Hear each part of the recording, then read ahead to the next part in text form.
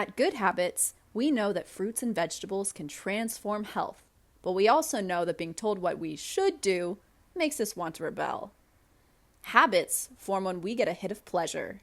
Luckily, we work in a space where what's good and what's good for us are intertwined. We run farmers markets and run programs in and around them that expand food access, fight food waste, and educate.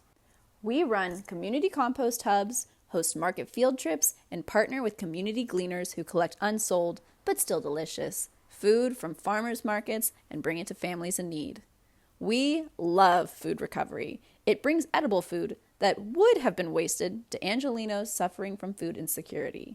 If you know how to cook, wilted broccolis can become broccoli soup.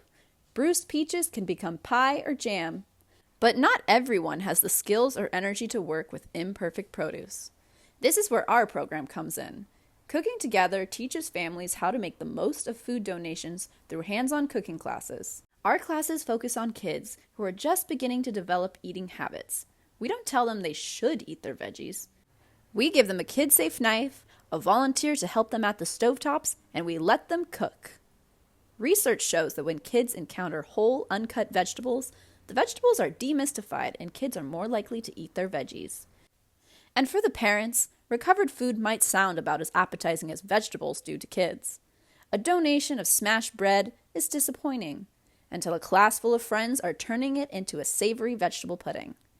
Our classes combat psychological barriers to food access and give kids and parents the skills to make the nutritious food that they should be eating and the food they want to be eating.